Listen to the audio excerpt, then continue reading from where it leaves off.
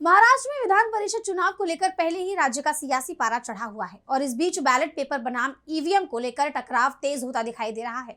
हाल ही में मनसे प्रमुख राज ठाकरे ने बैलेट पेपर से चुनाव कराने की मांग की थी और अब उन्हें और भी नेताओं का समर्थन मिलना शुरू हो चुका है, जिससे बैलेट पेपर से चुनाव कराने की मांग बढ़ती हुई दिखाई दे रही है। तो क्या है पूरी खबर, जानेंगे इस रिपोर्ट में। महाराष्ट्र में विधान परिषद की 16 सीटों पर 18 जून को चुनाव होने हैं और जैसे जैसे चुनाव की तारीखें नजदीक आ रही हैं, वैसे वैसे राज्य में सियासी सुगबुगाहट तेज होती दिखाई दे रही है। इस सियासी उथल-पुथल के बीच बैलेट पेपर से चुनाव कराने की मांग और तेज हो गई है।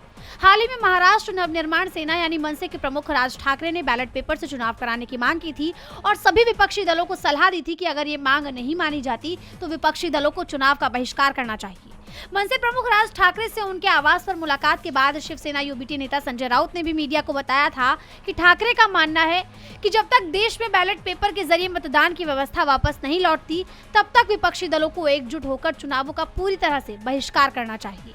और अब एनसीपी एसपी सांसद सुप्रिया सुले ने भी राज ठाकरे की इस मांग का समर्थन किया है। सुप्रिया सुले ने राज ठाकरे की इस सलाह का समर्थन तो किया ही, साथ ही उन्होंने इस मुद्दे को इंडिया गठबंधन की बैठक में उठाने की बात भी कही है। जैसा आप जानते हैं कि 8 जून को इंडिया गठबंधन की बैठक होने वाली है, जिसमें कई मुद्दों पर चर्चा होनी है। इस बीच सुप्रिया सुले ने साफ कहा है कि बैलेट पेपर से चुनाव कराने की मांग के मुद्दे पर भी बात की जाएगी। ये मुद्दा बैठक में भी उठाया जाएगा। सुप्रिया सुले से पहले राज ठाकरे के इस सुझाव पर पूर्व मुख्यमंत्री उद्धव ठाकरे ने भी अपनी सहमति जताई थी। इस साझा रुख के बाद अब महाराष्ट्र की राजनीति में ईवीएम बनाम बैलेट पेपर का मुद्दा गरमाता हुआ दिखाई दे रहा है।